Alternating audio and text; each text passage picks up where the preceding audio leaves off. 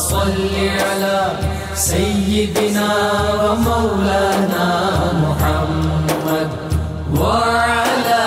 سيدنا علي وسيدتنا فاطمة وسيدتنا زينب وسيدنا حسن وسيدنا حسين وعلى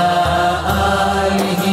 وصحبه وبارك وسلم.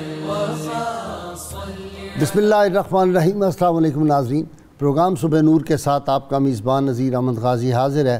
ناظرین کرام، حضرت ابو انیس محمد برکت علی صاحب رحمہ اللہ کی مشہور تالیف اسماء النبی الکریم صلی اللہ علیہ وآلہ وسلم سے ایک اسم مبارک پڑھنے کی سعادت حاصل کر رہا ہوں.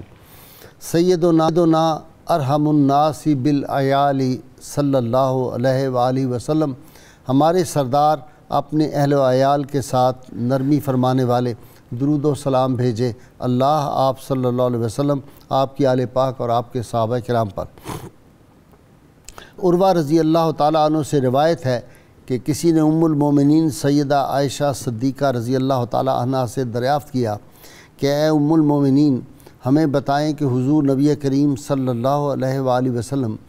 اپنے کاشانہ اقدس میں کس طرح وقت گزارتے تھے. ام المومنین سید عائشہ صدیقہ رضی اللہ تعالیٰ عنہ نے جواب دیا کہ حضور اکرم صلی اللہ علیہ وسلم گھر کے تمام امور میں اہل خانہ کا برابر ہاتھ بٹاتے تھے اور اپنے پاپوش مبارک بھی خود درست فرما لیتے تھے، یہاں تک کہ لباس مبارک کو بھی خود پیوند لگا لیا کرتے تھے. ناظرین کرام، امہات المومنین نے اس امت کی بیٹیوں، ماؤں، بہنوں کے لیے وہ عظیم نقوش پا اور سیرت کے وہ بلند معیارات چھوڑے ہیں جن پہ چل کر زندگی کی راہوں میں کامیابی اور کامرانی حاصل کی جا سکتی ہے. ناظرین کرام، ان کی عبادت، ان کا زہد و تقوی، ان کی رفتیں، ان کی عظمتیں تاریخ کی اور سیرت کی کتابیں بھری پڑی ہیں.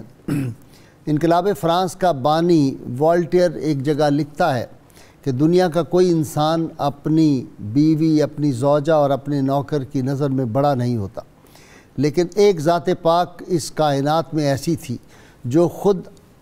ازواج مطہرات سے فرمایا کرتے تھے، امہات المومنین سے، کہ میری خلوت کی باتیں جا کر جلوت میں بیان کرو. اور جب سیدہ عائشہ صدیقہ رضی اللہ تعالیٰ عنہ سے اسی لیے کسی نے پوچھا کہ نبی عالمین صلی اللہ علیہ وسلم کے اخلاق حسنہ کیسے تھے، تو انہوں نے جواباً فرمایا تم نے قرآن نہیں پڑھا، کان خلقہ القرآن، ان کے اخلاق تو عین قرآن تھے. ناظرین کرام، امہات المومنین میں ایک ام المومنین ایسی ہیں جن کی عظمت و شان یہ ہے کہ ان کا نکاح آسمانوں پر ہوا تھا. وہ خود بھی اس بات پر فخر کرتی تھی اور سید عالمین صلی اللہ علیہ وسلم بھی بیان فرماتے تھے.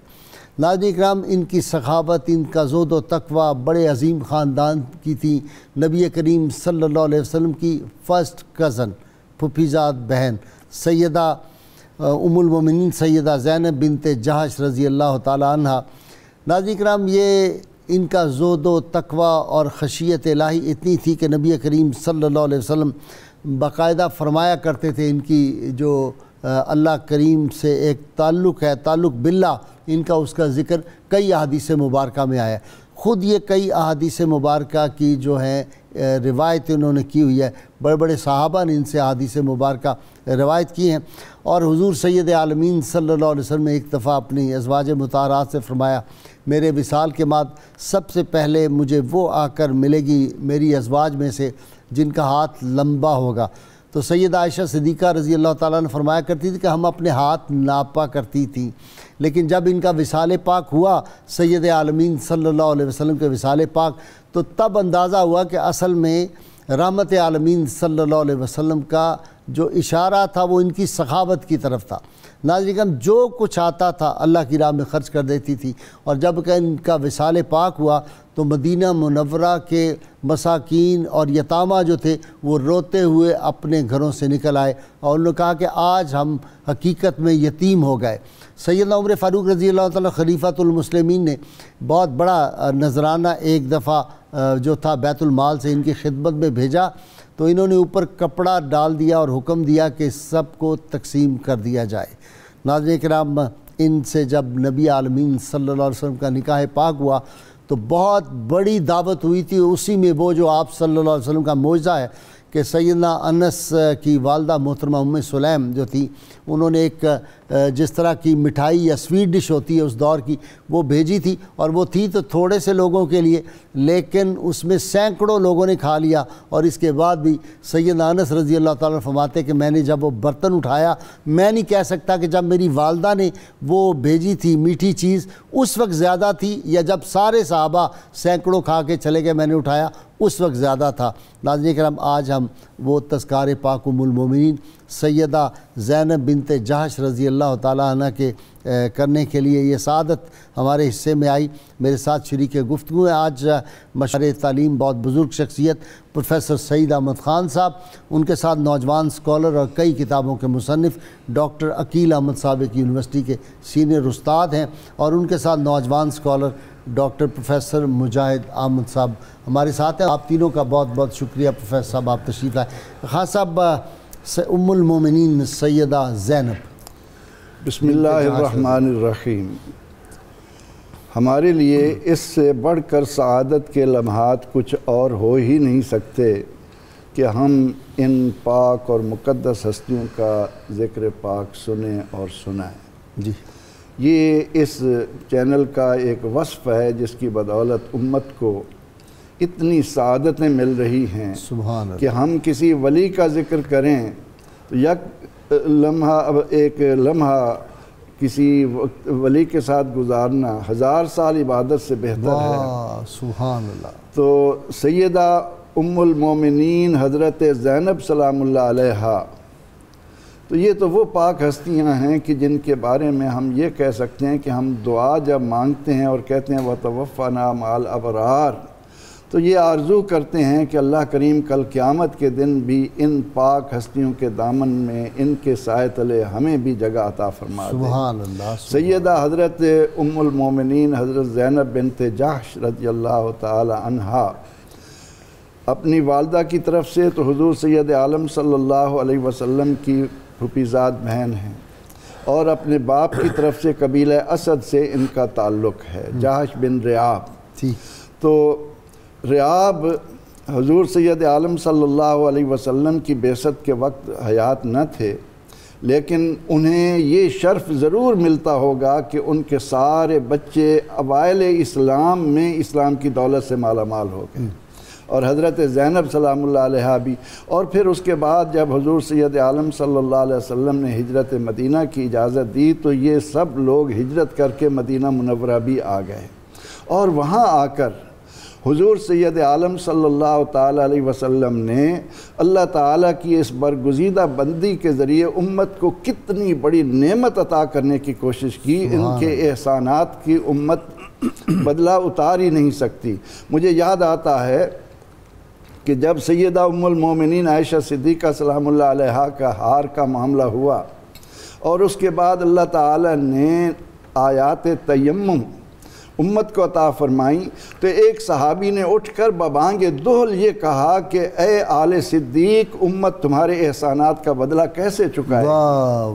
تو حضرت ام المومنین زینب سلام اللہ علیہا کی بدولت بھی امت کو قرآن کریم نے جو نعمت عطا کی ہے وہ ان کے حصے میں آتی ہے۔ اور اس ضمن میں بڑی بات میں یہ عرض کروں گا کہ جب ہم قرآن اور سنت کا مطالعہ کرتے ہیں تو وہ ہم پر واضح کرتا ہے کہ سب سے کامل ایمان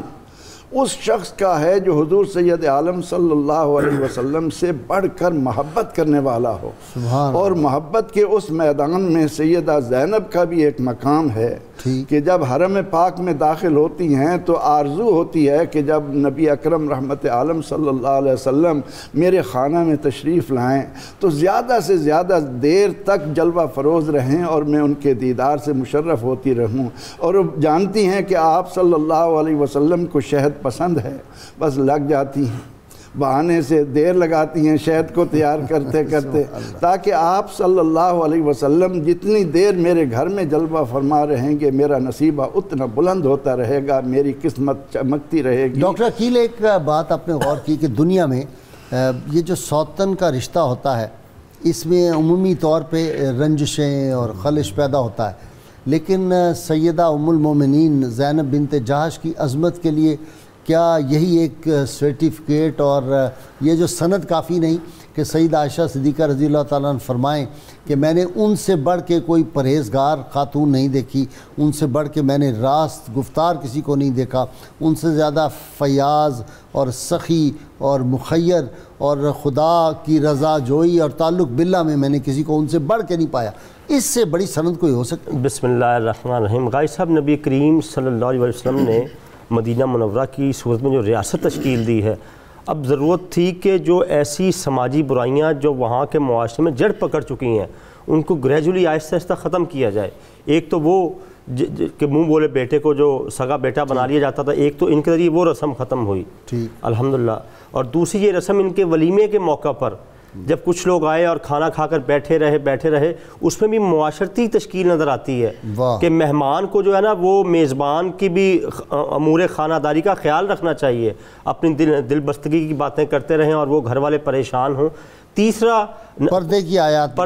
اور تیسری بات یہ کہ یہ اسلامی معاشرے میں چلا آ رہا ہے کہ ایک شخص کی ایک سے زائد ازواج ہوتی ہیں، تو یہ بھی معاشرے کا حصہ ہے، اور قرآن نے ان کو کہا ہے کہ یہ تمہاری مائیں ہیں، یعنی یہ آپس میں کیسے رہی ہیں تو اے قیامت تک کی خواتین تمہارے لیے ان کا اسوہ کامل ہونا چاہیے۔ جیسے ام المومنین حضرت عائشہ صدیقہ رضی اللہ تعالیٰ عنہ وہ فرما رہے ان کے بارے میں، اور جب ان کا انتقال ہوا تو ام المومنین کے یہ الفاظ ہیں کہ فائدہ دینے والی، بیواؤں یتیموں کی خبر گیری کرنے والی آج دنیا سے چلی گئی ہیں اللہ، اور ان کے ذریعے ہی آج ہماری خواتین کو ضرورت ہے کہ اپنی ان ماؤں کا تذکرہ پڑھیں۔ اگر ہمارے گھر میں وہ ایک نبوی ماحول آ سکتا ہے تو انہی کے ذریعے آ سکتا ہے، کیونکہ قرآن نے مطلقاً ان کو ماں کہا ہے، اور ماں کا مقصد کیا ہوتا ہے کہ اس کے ذریعے سے معاشرے میں کی برائی ختم ہو اور گھر جو ہے نا وہ جنت کا گہوارہ بن جائے۔ اور پھر آپ دیکھیے ماں پوری امت کی مائیں ڈاکٹر پوری امت کی مائیں، اپنا مجاہد میاں، پوری امت جب کہہ دیا تو اس سے مقام ماں کا درجہ کتنا ہے؟ ایک عام ماں جو ہے معاشرے کی کسی کی، اس کا درجہ کتنا بلند ہے، اس کے قدموں میں جنت ہے۔ جو امت کی ماں ہوگی اس کی عظمتیں اور شانیں کیا ہوں؟ جی سبحان اللہ، بسم اللہ الرحمن الرحیم۔ اب دیکھیے قرآن کریم فرقان حمید میں ان سب ازواج مطہرات کا مرتبہ اور مقام بیان فرمایا ہے۔ فرمایا یا نساء النبی لستن کاحد من النساء، اے نبی کریم صلی اللہ تعالیٰ علیہ وآلہ وسلم سے نسبت رکھنے والی خواتین آپ عام عورتوں کی طرح نہیں ہیں۔ اور دوسرے مقام پہ فرمایا وازواجہ امہاتہم، کہ نبی کریم صلی اللہ علیہ وآلہ وسلم کی جو ازواج ہیں وہ مومنین کی مائیں ہیں۔ یہاں بنیادی چند چیزیں میں عرض کرنا چاہتا ہوں کہ ایک تو جب آپ نبی کریم صلی اللہ تعالیٰ علیہ وسلم قبول اسلام سے مشرف ہوئی تو ان کا نام تھا برہ، نبی کریم صلی اللہ تعالیٰ علیہ وآلہ وسلم نے تبدیل فرما کر زینب نام رکھ دیا۔ اور ایک روایت میں ان کا جو لقب بیان ہوا، حضرت سیدنا عمر فاروق رضی اللہ تعالیٰ عنہ سے نبی کریم صلی اللہ تعالیٰ علیہ وآلہ وسلم نے فرمایا کہ زینب اواہا ہیں۔ سیدنا عمر فاروق رضی اللہ عنہ نے عرض کیا یا رسول اللہ صلی اللہ علیہ وسلم اواہا سے کیا مراد ہے؟ تو نبی کریم صلی اللہ تعالیٰ علیہ وسلم نے فرمایا المتخش المتضرع، خشوع کرنے والی اور خضوع کرنے والی۔ تو خشوع کا جو تعلق ہے یہ ہے دل کے ساتھ، اور خضوع کا جو تعلق ہے یہ ہے عمل کے ساتھ۔ تو نبی کریم صلی اللہ تعالیٰ علیہ وآلہ وسلم نے ان کی خصوصیت بیان فرماتے ہوئے دونوں باتیں فرما دی کہ دل کے اعتبار سے دیکھا جائے تو یہ عاجزی و انکسار میں نمایاں مقام رکھتی ہیں، اور اگر عمل کے اعتبار سے دیکھا جائے تو بھی یہ عاجزی و انکسار میں نمایاں مقام رکھتی ہیں۔ اور یہ خود دیکھیے ایک بات ہے کہ نبی کریم صلی اللہ تعالیٰ علیہ وآلہ وسلم فضیلت بیان فرما رہے ہیں، یہ بھی بڑی فضیلت کی بات ہے۔ اور ایک دوسرا پہلو جو ان کی زندگی میں نمایاں ہے کہ یہ نبی کریم صلی اللہ تعالیٰ علیہ وآلہ وسلم کی بارگاہ میں بیٹھ کر اپنی خصوصیات بھی بیان کیا کرتی تھیں، اور نبی کریم صلی اللہ تعالیٰ علیہ وآلہ وسلم اس پہ مسکراتے اسے پسند فرمایا کرتے۔ ایک بار آپ رضی اللہ عنہ نے نبی کریم صلی اللہ علیہ وآلہ وسلم کی بارگاہ میں عرض کیا یا رسول اللہ صلی اللہ علیہ وسلم آپ کی ازواج میں مجھ جیسا کون ہے؟ خصوصیت بیان کرتے ہوئے پہلا جو جملہ یہ ارشاد فرمایا کہ میرا اور آپ کا جد ایک ہے، یعنی حضرت سیدنا عبد المطلب جی، نبی کریم صلی اللہ تعالیٰ علیہ وسلم کے دادا محترم، امیمہ جو نبی کریم صلی اللہ تعالیٰ علیہ وسلم کے دادا، ان کے نانا محترم. تو عرض کیا بارگاہ رسالت میں کہ میرا اور آپ کا جد ایک ہے. دوسری خصوصیت یہ ہے کہ میرا نکاح آسمانوں پر ہوا ہے. اللہ، لوگوں کا نکاح جو ہے حق مہر کے ذریعے اور کوئی خطیب یا خطبے کے ذریعے ہوتا ہے. میرا نکاح آسمانوں پہ اللہ تعالیٰ نے فرما دیا، کیونکہ قرآن مجید فرقان حمید کی آیت ہے زوجناکہا، کہ ہم نے آپ کا نکاح حضرت سیدہ زینب سے کر دیا. اور تیسری جو خصوصیت بیان کی وہ یہ ہے کہ اس نکاح کے سفیر و مبشر سیدنا جبریل علیہ السلام ہیں. واہ. اور پھر ذکر قرآن کریم میں آ گیا نا ان کا قرآن حکیم میں ذکر آ گیا. جی بالکل، ان کا قرآن کریم میں ذکر آ گیا. خصوص جی یہ عظمت جی قرآن حکیم میں ذکر آ جانا بہت بڑی عظمت کی بات ہے. اور پھر یہ کہ حضور سید عالم صلی اللہ تعالیٰ علیہ وسلم کی یہ ازواج مطہرات جب پیغمبر رحمت صلی اللہ علیہ وسلم کی زبان اقدس سے قرآن حکیم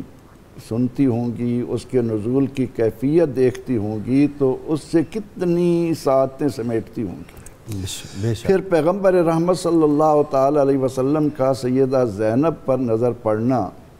اور انہیں اس مشکل کام کے لیے تیار کرنا، یہ بھی یقیناً ان کا ایک نصیبہ جاگنے والی بات ہے. کیونکہ معاشرتی طور پر یہ جو رسم بد چلی آ رہی تھی کہ منہ بولے رشتوں کو حقیقی رشتوں کا روپ دے رہے تھے، اب اس کے لیے پیغمبر رحمت صلی اللہ علیہ وسلم یہ چاہتے ہیں کہ یہ رسم بد ہمیشہ کے لیے ختم کر دی جائے. لیکن اس کے لیے انتخاب قریش ہی اس وقت موضوع تھا، ورنہ اور کوئی قبیلہ اس بات کے لیے تیار نہ ہوتا. جو نخوت، جو قومی غرور اور حسب نسب پر فخر کی جو اور مباحات کی جو باتیں چل رہی تھیں. پروفیسر اس کا ایک دوسرا پہلو ہے نا کہ سیدنا زید تو غلام تھے، ان سے شادی کے لیے حکم جب نبی کریم صلی اللہ علیہ وسلم نے فرما دیا تو انہوں نے سرنڈر کیا، اس حکم کی تعمیل فرمائی. آپ نے پوچھا اتنی بڑی شہزادی، اتنے بڑے گھرانے کی جو تھی رکن، وہ جا کے شادی غلام سے کر رہی ہیں فرمان مصطفیٰ صلی اللہ علیہ وسلم کے مطابق. وہ تو پھر بعد میں ان کے مزاج آپس میں مطابقت. نبی اکرم رحمت عالم صلی اللہ تعالیٰ علیہ وسلم کا اس موقع پر ایک فرمان بھی ہے کہ اللہ کی مخلوق میں حسب و نسب کی بنیاد پر کوئی فخر و غرور نہیں ہونا چاہیے، جس کو بعد میں سیدنا فاروق اعظم رضی اللہ عنہ نے ان الفاظ کے ساتھ قوم کو آگاہ کیا کہ متا استعبدتم الناس وقد ولدتہم امہاتہم احرارا، کہ لوگوں کو تو اللہ نے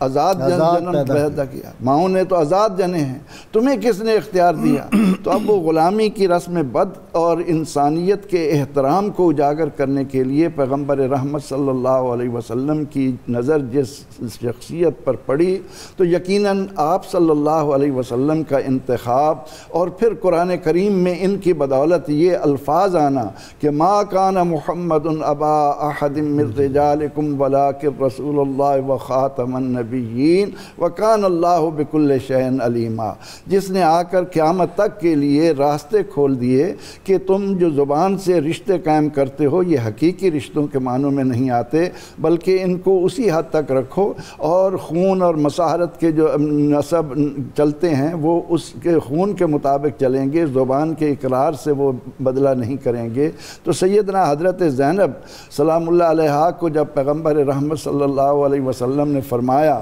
کہ میں تمہاری شادی حضرت زید سے کرنا چاہتا ہوں، تو اس موقع پر آپ نے فرمایا یا رسول اللہ صلی اللہ علیہ وسلم وہ میرے لیے موضوع ہیں؟ فرمایا کہ ہاں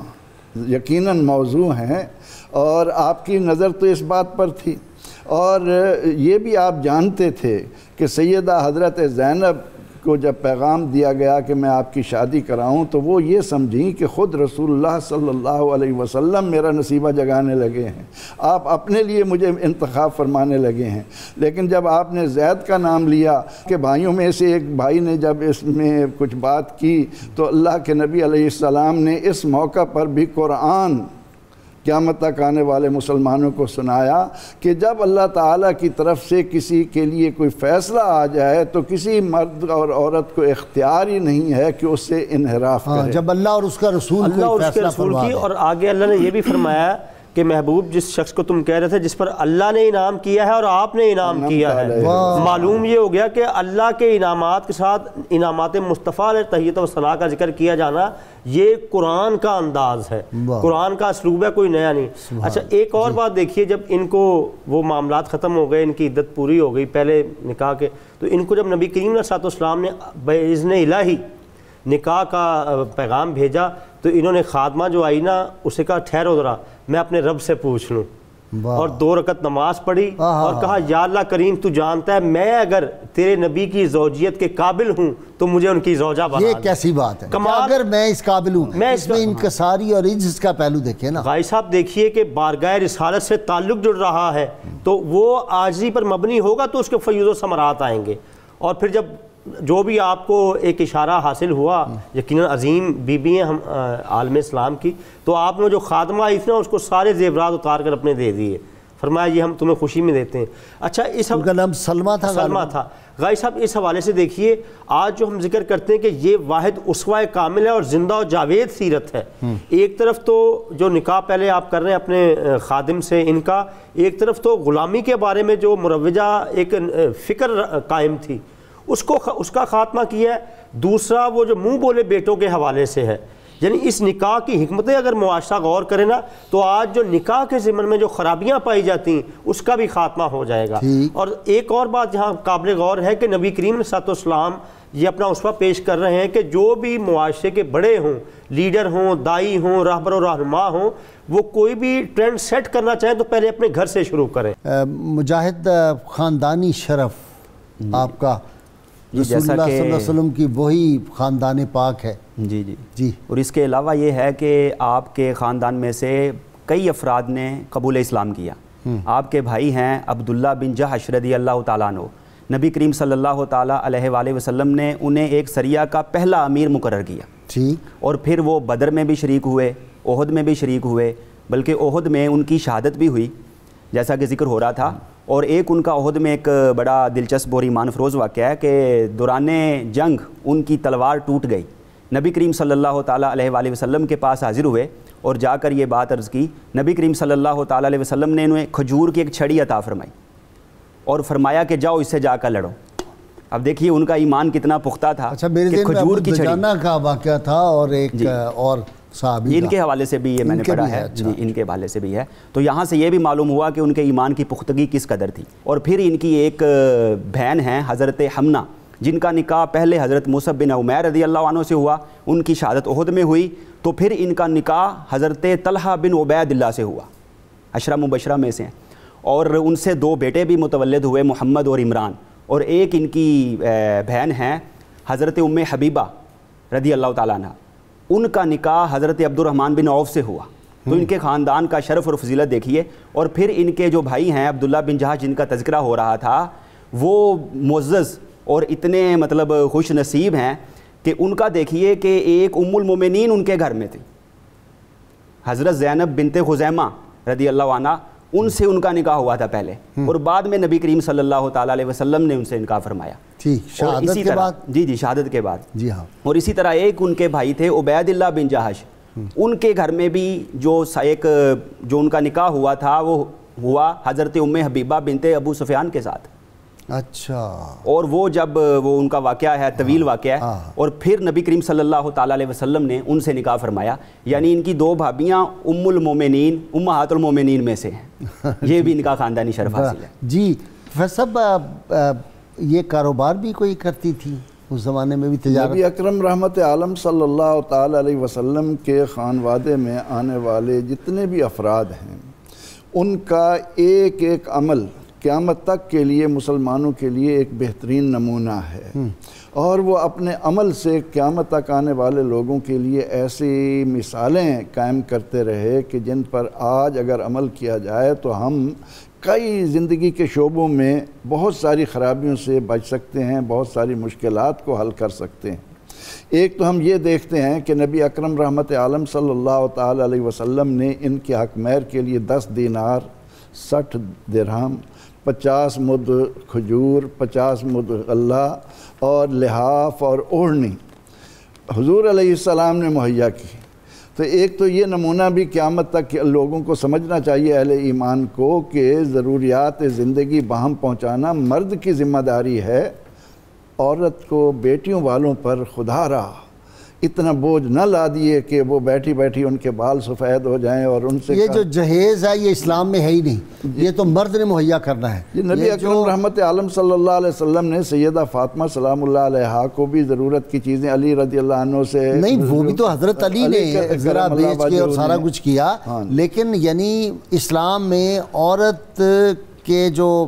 والدین ہیں یا اس کے میکے ہیں ان کا فرض نہیں ہے کہ وہ جہیز دیں۔ جی ہاں، یہ تو سارا انتظام مرد نے کرنا ہے۔ یہ ہمارے ہاں تو ہندوانہ رسم چل پڑی اور اس طرح ہو گیا۔ آج تو یہ ہے کہ پہلے پوچھتے ہیں کہ بتائیے کتنا سامان آپ ساتھ دیں گے، تو یہ رسم بوڑھی ہو جاتی ہیں بیٹھی اس بیٹھی۔ رسم بد سے اہل ایمان کو کم از کم دیکھنا چاہیے کہ ہم پھر یہ کہ سیدہ زینب سلام اللہ علیہا دباغت کا بڑا اچھا کام کرتی تھی، چمڑے کو رنگنے کا، اور من کے پرو کر گھر میں فارغ بیٹھنے کی بجائے موتیوں کا ہار وغیرہ موتیوں کے ہار بنانے، تو سیدہ سلام اللہ علیہا اس سے جتنی انکم ہوتی وہ اللہ کی راہ میں ضرورت مندوں میں خرچ کرتی۔ اسلام نے اجازت دی ہے عورت تجارت کر سکتی، عورت کو تجارت کرنے کی بھی اجازت ہے، لیکن شرعی حدود جو ہیں ان کا خیال رکھتے ہوئے بعض لوگ کہتے ہیں نا سیدہ خدیجہ الکبریٰ کی جو تجارت تھی وہ تو جو نبی کریم صلی اللہ علیہ وسلم کے اظہار نبوت سے پہلے کرتی رہی، تو یہ بات غلط ہے، بعد میں بھی انہوں نے کی ہے، بعد میں بھی کرتی رہی ہیں۔ اور حضرت سودا کے بارے میں، دیگر ازواج مطہرات کے بارے میں بھی آتا ہے، اور خود یہ اب دباغت کس طرح کرتی تھی، آخر چمڑا باہر سے آتا تھا، اس کو حاصل کرتی تھی، چیک کرتی تھی، ان کو حاصل کر کے تو اس کو کیا جا سکتا ہے۔ تو آج اس نمونے کو چائنا نے لیا کہ جس کا ہر مرد اور عورت کمانے میں لگا، ہر گھر میں انڈسٹری لگی ہوئی ہے، تو وہ کہاں سے کہاں پہنچ گئے۔ اور ہم یہ کہتے ہیں کہ عورت سے کام لیں، یا عورت کی کام کو آر سمجھے کہ میں گھر میں بیٹھ کر کام کروں، تو ہماری عورتیں جو گھر میں بیٹھ کر فارغ وقت ہوتا ہے اس سے اگر فائدہ اٹھائیں اور ان امہات المومنین کے ان پاکیزہ اعمال کو اپنے سامنے رکھ کر اپنے آپ کو بزی رکھیں، مصروف رکھیں، اور اس سے چاہے گھر کے اخراجات میں ان کی مدد ہو۔ بہت شکریہ۔ میں نے بریک لینی ہے۔ ناظرین کرام، ذکر ام المومنین سیدہ زینب سلام اللہ علیہا کا ہے، اور ان کے بھائی حضرت عبداللہ بن جاش رضی اللہ تعالیٰ عنہ حضرت امیر حمزہ رضی اللہ تعالیٰ عنہ کے پہلو میں دفن ہیں، شہدائے احد میں سے ہیں۔ اس خاندان کی بڑی قربانیاں ہیں دین اسلام کے لیے۔ یہ ذکر پاک جاری رہے گا، ہمارے ساتھ رہیے گا۔ اللہم صلی علی سیدنا و مولانا محمد وعلی سیدنا علی و سیدتنا فاطمہ و سیدتنا زینب و سیدنا حسن و سیدنا حسین وعلی وصحبه وبارك وسلم اللهم صل على سيدنا ومولانا محمد وعلى سيدنا علي وسيدتنا فاطمة وسيدتنا زينب وسيدنا حسن وسيدنا حسين وعلى آله وصحبه وبارك وسلم سيدنا علي وسيدنا۔ ویلکم بیک ناظرین اکرام۔ جی حضرت سیدہ زینب کے حوالے سے جو آپ نے انٹرو میں گفتگو فرمائی اس میں تھوڑی سپیس ہے، میں اس پہ بات کرنا چاہوں گا۔ ضرور کریں۔ وہ یہ ہے کہ جب آپ کی شادی ہوئی تو اس وقت جو ہے حضرت سیدہ ام سلیم حضرت انس بن مالک رضی اللہ عنہ کی والدہ محترمہ، اور یہ صحیح بخاری سے میں پیش کر رہا ہوں دوسری جلد سے، تو انہوں نے اپنے بیٹے حضرت انس بن مالک سے فرمایا حضرت ام سلیم نے کہ بیٹا حضور صلی اللہ علیہ وسلم کی شادی ہوئی ہے تو میں چاہتی ہوں کہ آپ کی خدمت میں کوئی تحفہ پیش کروں۔ تو امام بخاری نے یہاں پر الہدیہ تو للعروس کے نام پہ باب قائم کیا ہے، اور یہ امت کے لیے آج جتنے لوگ شادیاں کرتے ہیں جو کچھ بھی ہوتا ہے اس میں جا کے گفٹ کرتے ہیں، یہ سارے کا سارا تسلسل حضرت سیدہ زینب کی شادی سے نکلا ہے کہ یہاں انہوں نے حضور صلی اللہ علیہ وسلم کے لیے گفٹ بھیجا۔ تو اب حضرت سیدہ زینب نے کیا کیا، کھجور اور پنیر اور اس کے ساتھ گھی، اس کو لے کے مکس کیا، حیثہ کا لفظ ہے، اس کو آپ نے مالیدہ بنایا اور بنا کے حضرت انس بن مالک رضی اللہ عنہ کے ساتھ حضور صلی اللہ علیہ وسلم کی خدمت میں بھیجا کہ حضور آپ کی شادی کی خوشی میں میری والدہ نے تحفہ بھیجا ہے۔ آپ نے فرمایا رکھ دو، وہ برتن تھا درمیان میں رکھ دیا، فرمایا جاؤ، حضور صلی اللہ علیہ وسلم نے نام لیے، امام بخاری فرماتے ہیں کہ حضور نے نام لیا، فلاں کو بلاؤ، فلاں کو بلاؤ، فلاں کو بلاؤ، اور نام لے لے کے پھر فرمایا رستے میں جو بھی مل جائے اس کو بھی بلاؤ، سب کو بلاؤ اور بھیجو کہ آج تمہاری حضور صلی اللہ علیہ وسلم کی یہاں دعوت ہے۔ تو وہ سارے کے سارے آ گئے۔ اب یہاں پر یہ کہ جب لوگ آئے تو حضور صلی اللہ علیہ وسلم نے وہ کھانا سامنے رکھا ہے، اور امام بخاری یہ لفظ جو ہے لوگ ہضم کر جاتے ہیں، اور یہ اصل میں سمجھتا ہوں اس حدیث پاک کا سب سے جو ہے معراج وہ یہ ہے کہ حضور نے کھانا سامنے رکھا، وَتَكَلَّمَ بِمَا شَاءَ اللَّهُ أَن يَقُولَ، جتنا اللہ نے چاہا اس کھانے کے اوپر پڑھ دیا، واہ واہ واہ، جتنا اللہ نے چاہا پڑھ دیا۔ میرے نبی پڑھیں یا تو وہ حدیث ہوتی ہے یا اللہ کا قرآن ہوتا ہے، اور جب اللہ نے چاہا تو اس کا مطلب ہے کھانا سامنے رکھ کے اس کے اوپر قرآن پڑھا، اور اسی کو ہماری زبان میں ختم شریف کہتے ہیں۔ حضور صلی اللہ علیہ وسلم نے یہاں پر پھر وہ کھانا جو ہے وہ درمیان میں رکھ کے پڑھ کے صحابہ کو کھلانا شروع کیا۔ 10 لوگ جو ہے وہ کھا گئے، اور 300 سے زیادہ لوگ کھا گئے، اور فرمایا کہ اب انس اٹھا لو، فرماتے ہیں مجھے نہیں خبر کہ پہلے لایا تھا تب زیادہ تھا یا اب زیادہ ہو چکا ہے۔ تو یہ ہے ختم شریف کی برکتیں۔ کیوں جناب ابو ہریرہ، کیسا تھا وہ جام شیر جس سے 70 صاحبوں کا دودھ سے منہ پھر گیا۔ جی علامہ صاحب، کوئی اس طرح کی حدیث پاک بھی میرے آپ سیدی صاحب، وہ ایک حدیث پاک ہے کہ آپ نے فرمایا کہ وہ یاجوج ماجوج جو آئیں گے تو اس طرح ہاتھ بنا کے آپ نے عرض کیا، فرمایا کہ اتنا سوراخ ہو گیا ہے، اور جو نیک لوگ ہوں گے اس وقت ان کی بھی نہیں سنی جائے گی جب برائی بہت زیادہ بڑھ جائے گی۔ اس طرح کا مفہوم بھی ہے حدیث پاک کا، جو جس کی راویہ یہ ہے۔ اور حدیث پاک پہ یہ بھی ہے کہ جب قیامت آئے گی تو سارے قیامت سے پہلے جب کوئی عذاب آتا ہے تو سارے اس کا شکار ہوتے ہیں، پھر ان کی نیتوں کے مطابق انہیں اٹھایا جاتا ہے۔ ایسا نہیں ہے کہ ہم خاموشی سے بیٹھے رہیں اور پھر برائی ہوتی رہے اور پھر ہم بچ جائیں، ہم بھی نہیں بچ سکتے۔ ٹھیک، یہ ایک اجتماعی، یعنی جو لوگ نیکی کا حکم دینے والے، امر بالمعروف والے رہنے چاہیے، بالکل رہنے۔ ٹھیک ہے، اور یہ تو حدیث پاک ہے نا کہ اگر تم نیکی کا حکم دینا چھوڑ دو گے اور برائی سے روکنا چھوڑ دو گے، پھر تم دعائیں کرو گے، تمہاری دعائیں قبول نہیں ہوں گی۔ یہ تو حدیث پاک موجود ہے۔ حضرت ام المومنین حضرت زینب بنت جحش رضی اللہ عنہ کے حوالے سے میں عرض کر رہا تھا، فاروق اعظم رضی اللہ عنہ نے 12,000 درہم بھیجے۔ آپ نے فرمایا کپڑا ڈال دو اور ان کو تقسیم کر دو، خادمہ کو کہا، تو تقسیم کر دیے۔ تھوڑے سے بچے تو انہوں نے عرض کی کہ ہمیں بھی ہمارا حصہ بھی ہونا ہے۔ آپ نے فرمایا یہ تم لے لو۔ حضرت فاروق اعظم رضی اللہ عنہ تو نسبت رسول کا جتنا حیا کرتے تھے اور جتنی محبت، سارے صحابہ جی بالکل ایسے، تو یہ امت کی مائیں جو تھی، تو یہ چونکہ خلیفہ تھے نا، خلیفہ کی ذمہ داری زیادہ ہوتی ہے، تو پتہ چلا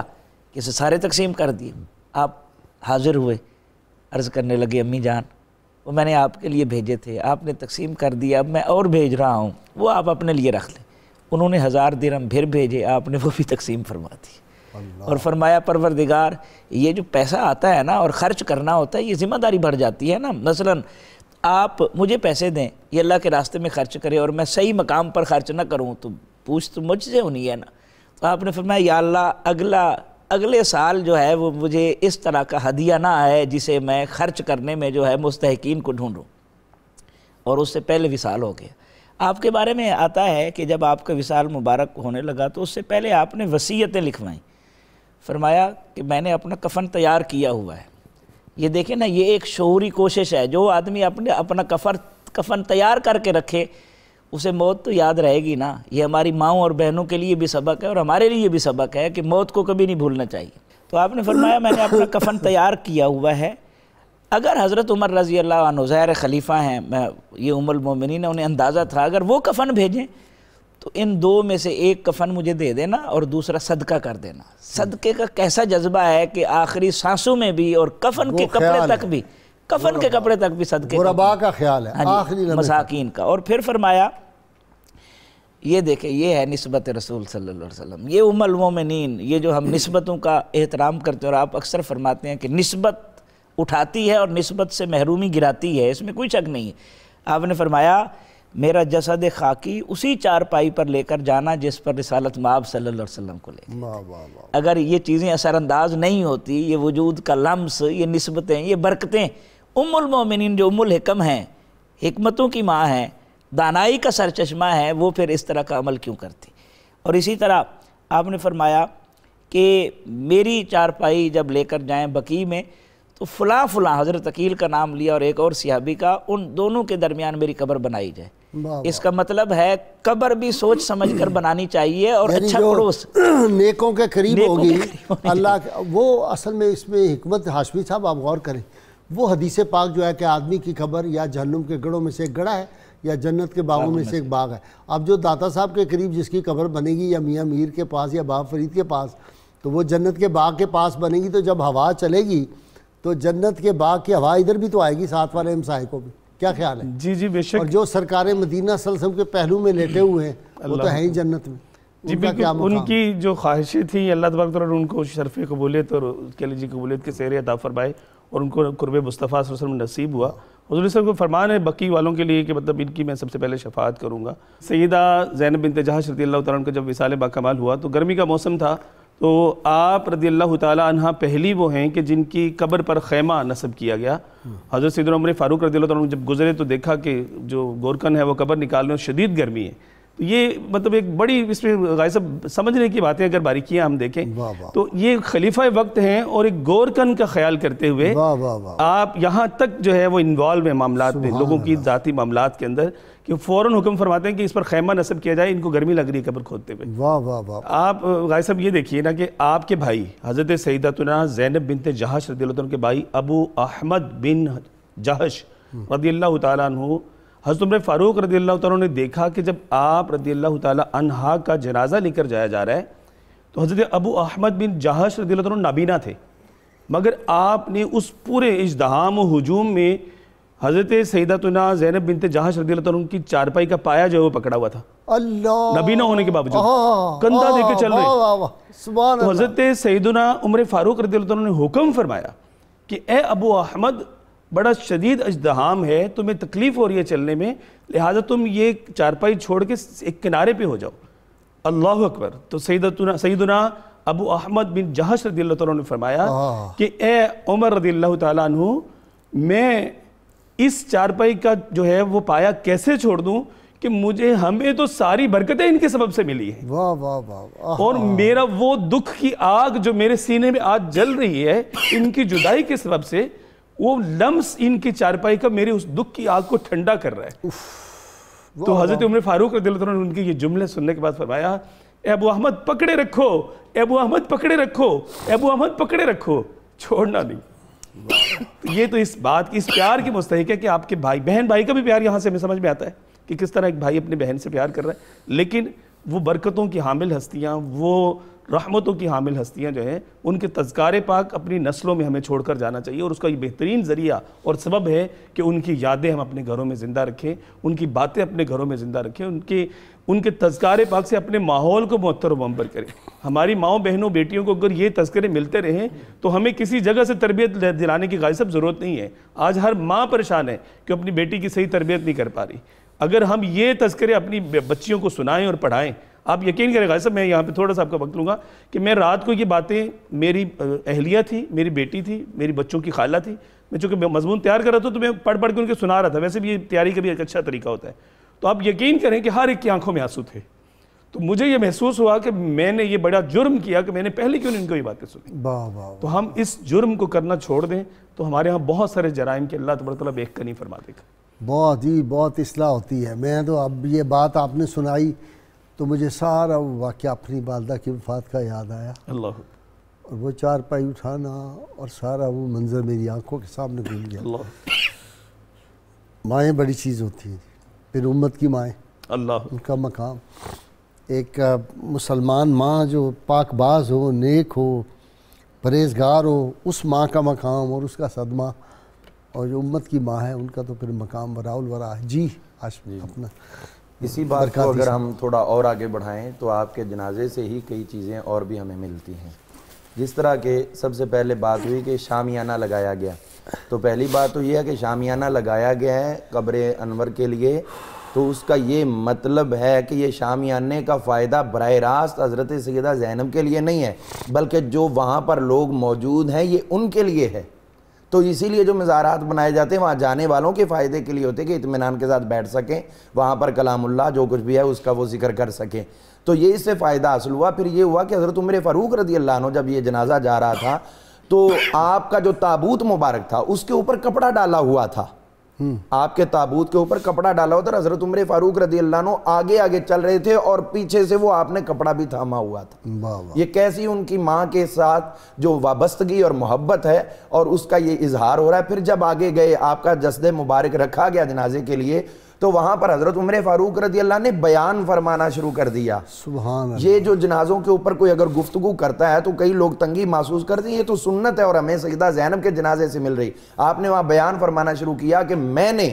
یہ بات پوچھی حضور علیہ الصلوۃ والسلام کی ازواج سے کہ یہ سیدہ زینب بیمار ہے, ان کی تیمارداری کون کرے گا؟ تو ازواج مصطفیٰ کہنے لگی کسی اور کی حاجت نہیں ہے, ہم ان کی تیمارداری کریں گے. یہ حضرت عمر فاروق ببانگے دوہل فرما رہے. پھر مجھے پتا چلا کہ آپ کا وصال ہو گیا ہے, تو میں نے ان سے یہ پوچھا کہ اب ان کی تجہیز و تکفین کون کرے گا, غسل کون ان کو دے گا؟ تو حضور کی ازواج نے کہا یہ کام بھی ہم کریں گی, ان کی خدمت گزاری ہمارے سپرد ہے. آپ فرماتے پھر جب اس کے بعد یہ معاملہ ہو گیا تو میں نے پھر سوال کیا کہ اب ان کو لحد میں کون اتارے گا؟ تو ازواج النبی نے مجھے یہ جواب دیا کہ جو زندگی میں ان کے پاس آ سکتے تھے خونی رشتہ دار وہی ان کو قبر انور کے اندر اتاریں گے. تو آپ نے ایک ایک بات کے اوپر کمنٹس دیے کہ جو ازواج نبی نے پہلے میں نے کہا تیمارداری, تو جب انہوں نے جواب دیا بالکل درست دیا ہے. پھر جب انہوں نے تجہیز و تکفین کی تو میں نے کہا بالکل آپ نے حق ادا کر دیا ہے. اور اب جو یہ مسئلہ بیان کیا کہ قبر کے اندر جو ہے خونی رشتہ دار اتاریں گے تو یہ باقی بجائے اس کے اندر کوئی غلطی کی گنجائش نہیں ہے.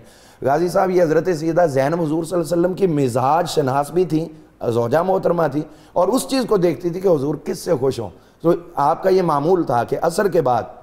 حضور صلی اللہ علیہ وسلم کے لیے شہد کا شربت تیار کیا کرتی تھی اور حضور صلی اللہ علیہ وسلم ادھر تشریف لایا کرتے تھے. اب باقی ازواج چاہتی تھی کہ ہماری طرف بھی حضور کی نظر کرم ہو اسی طرح, لیکن یہ تو ان کے جو مقدر میں تھا. تو جب انہوں نے یہ پورا پروگرام بنایا کہ حضور صلی اللہ علیہ وسلم تشریف لائیں گے تو ہم اس بوٹی کا نام لیں گے جو حضور صلی اللہ علیہ وسلم کو پسند نہیں ہے, تو کہنے لگے حضور آپ نے کیا فلاں بوٹی جو ہے استعمال کی ہے؟ انہوں نے آپ فرمانے لگے نہیں میں تو زینب کے یہاں جاتا ہوں وہاں سے شہد پی کے آتا ہوں. انہوں نے کہا بھی یہ ہمیں ایسا محسوس ہے جیسے آپ نے وہ بوٹی استعمال کی, شاید وہ شہد جو ہے نہیں وہ شہد کی ایک اور قسم تھی. جی مغافیر, ہاں وہ اور ایک شہد کی قسم تھی. ہاں جی, یعنی نعوذ باللہ بوٹی سے کسی کا کوئی بوٹی کے اوپر لگتا تھا. جی مخصوص بوٹی کے اوپر لگتا تھا. وہ ایک شربت اور طرح کا, جس طرح ہمارے ہاں شہد جو ہوتا ہے جو اگر بیری کا ہو تو تھوڑا کڑوا ہوتا ہے, یا اگر تمے کا لگ جائے شاید تو بالکل ہی اور طرح کا ہوگا. وہ اسی مغافیر اس کا نام تھا. اور جو فلاورز کا ہوتا ہے وہ فلاورز کے اپنا ایک مزہ ہے, یا آم وغیرہ کا جو ہوتا ہے وہ بہت میٹھا ہوتا ہے, یہ جو مالٹے کا ہوتا ہے بہت میٹھا ہوتا ہے. جی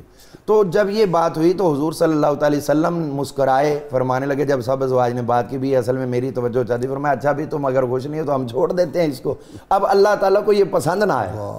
اللہ تعالیٰ دیکھ رہا ہے کہ حضور صلی اللہ علیہ وسلم آپ ان کو خوش کرنا چاہتے ہیں. یا ایھا نبی لما تحرم ما احل اللہ لک تبتغی مرضات ازواجک, حضور آپ وہ چیزیں خود پہ حرام کیوں کر رہے ہیں جو اللہ تعالیٰ نے آپ پہ حلال کر دی؟ آپ ان کو خوش کرنا چاہتے ہیں. نہیں, آپ کا فرض نہیں ہے, آپ امام الانبیاء ہیں, اس سٹیٹس پہ ہیں. ان کا فرض ہے کہ آپ کو خوش کرنے کے طریقے تلاش کریں جیسے حضرت سیدہ زینب نے تلاش کیا ہوا ہے. حضرت سیدہ زینب سلام اللہ تعالی علیہا, آپ کے اگر ہم یہ تمام معاملات کو اور واقعات کو دیکھیں تو جو چیز ہمیں سب سے اظہر من الشمس آپ کی زندگی سے نظر آتی ہے وہ یہ نظر آتی ہے کہ حضرت سیدہ زینب بنت جہش جو ہیں انہوں نے زندگی میں جتنی بھی حضور صلی اللہ علیہ وسلم کے آپ کے خاندان نے جو خدمت کی ہیں اور آپ کا جو رشتہ تھا کزن ہونے کا, یہ ہمیں دے رہا ہے سبق کہ کزن میرج جو ہے وہ جائز ہے. میں نے پچھلے دنوں ایک جگہ پہ پڑھا کہ کچھ بیماریاں جو ہے کزن کے ساتھ شادی کرنے سے وہ بلڈ اپ ہوتی ہیں, تو میں نے کہا کہ نیت سنت کی رکھ لو, کوئی بیماری قریب نہیں آنے پائے. اچھا جی ڈاکٹر صاحب, اس سے ایک اور بھی پتہ چلتے ہیں کہ جو ازواج کا رشتہ ہے, جو بیگم بیوی ہو, اس کا یہ بھی خیال ہے کہ وہ خامند کی پسند کا بھی خیال رکھے. ہاں جی بالکل ایسے, یعنی کھانے میں بھی پسند کا خیال رکھے, پینے میں بھی پسند کا خیال رکھے کہ اس کو کیا پسند ہے. اصل میں یہ بھی ایک سبق ملتا ہے. گھر میں ہمارا جو گھر کا نظام ڈسٹرب ہوا نا, خاندانی نظام جن مسائل کا شکار ہے اس وقت, اس کی صرف اور صرف وجہ یہ ہے کہ مزاج شناسی ختم ہو گئی ہے. اور کوشش ہوتی ہے جب شادی کی جاتی ہے تو لڑکی کی ماں جو ہے وہ باقاعدہ گائیڈ کرتی ہے لڑکی کو کہ آپ نے اس کے اوپر غلبہ کیسے حاصل کرنا ہے. اس وجہ سے پھر قباحتیں پیدا ہوتی ہیں اور پھر رشتے کھائیں تو حکم چلائیں, کسے کام نو ہاتھ نہ لائیں. ہاں بالکل. کچھ وجود ایسے ہوتے ہیں جن کے وجود برکت کا باعث ہوتے ہیں, جس طرح ام المومنین حضرت عائشہ صدیقہ رضی اللہ عنہا کا جب ہار گم ہوا تھا اور تیمم کا حکم نازل ہوا، صحابہ نے طواف کیا، اے آل ابی بکر یہ آپ کا کوئی پہلا احسان نہیں ہے ہمارے اوپر۔ بالکل اسی طرح آپ کا وجود بھی برکات کا سرچشمہ تھا۔ مثلا ایک تو ام المومنین کا شرف آپ کو ملا، لیکن اس سے پہلے جو نکاح ہوا تھا اس میں ایک مساوات قائم کی گئی۔ ابو جہل، علامہ اقبال نے لکھا، علامہ اقبال نے اپنے فارسی کلام میں لکھا جس کا مفہوم یہ ہے کہ جب آپ غلام کے ساتھ بیٹھتے تھے اور وہ قبائلی تفاخر ختم کرتے تھے تو ابو جہل چیخ اٹھا تھا کہ سینہ معاذ محمد داغ داغ، ہمارا سینہ محمد عربی صلی اللہ علیہ وسلم کے اس مساوات کے رویے سے داغ داغ ہو گیا ہے کہ ایک غلام کے ساتھ بیٹھے ہوئے ہیں۔ تو مساوات قائم کی۔ اور تیسرا یہ کہ نہ رہا تفاخر منصبی، وہ جو اس کی نعت ہے حفیظ طاہر مرحوم کی، نہ رہا تفاخر منصبی، نہ پتہ نہیں کیا وہ اس طرح کا ہے۔ اچھا آخری بات، رہی عمر بھر جو انیس جاں وہ بس آرزوئے نبی، اسی کا شعر ہے۔ اور تیسری اور آخری بات یہ ہے کہ ایک رسم بد تھی کہ منہ بولے بیٹے جو تھے وہ جائیداد کے وارث ہو جاتے تھے اور حقیقی اولاد محروم ہو جاتی تھی۔ تو یہ حضرت ام المومنین زینب بنت جہش کے وجود کی برکت ہے کہ جب ان کا نکاح رسول اللہ صلی اللہ علیہ وسلم کے ساتھ ہوا تو اس رسم بد کا خاتمہ ہوا، اور جو صدیوں سے چلی آ رہی تھی۔ اس سے ہم اندازہ لگا سکتے ہیں کہ آپ کے وجود مبارک سے اور آپ کی نسبت سے امت کو کتنی راحتیں، رحمتیں اور وسعتیں عطا ہوئی۔ بہت شکریہ آپ کا بھی ہاشمی صاحب، آپ کا شکریہ، علامہ آپ کا شکریہ۔ کتاب الشفا سے نسخے کا وقت ہو گیا، ہر قسم کے شر سے حفاظت کے لیے فرمان نبوی صلی اللہ علیہ وسلم، روزانہ صبح و شام قرآن حکیم کی آخری 3 صورتیں ایک ایک مرتبہ پڑھ کر اپنے آپ پر دم کرنے سے ہر قسم کے شر سے حفاظت ملے گی۔ فرائض و واجبات کو لازمی ادا کریں، اول و آخر کم از کم 11 مرتبہ کوئی بھی درود پاک جو آتا ہو وہ پڑھیں۔ سیدنا علی المرتضیٰ شیر خدا فاتح خیبر کرم اللہ وجہ الکریم فرماتے ہیں 4 باتیں یاد رکھو۔ سب سے بڑی ثروت عقل و دانش ہے، سب سے بڑی ناداری حماقت و بے عقلی ہے، سب سے بڑی وحشت غرور اور خود بینی ہے، اور سب سے بڑا جوہر ذاتی حسن اخلاق ہے۔ اللہم صلی علی سیدنا و مولانا محمد وعلی سیدنا علی و سیدتنا فاطمہ و سیدتنا زینب و سیدنا حسن و سیدنا حسین وعلی آلہ و صحبہ و بارک وسلم۔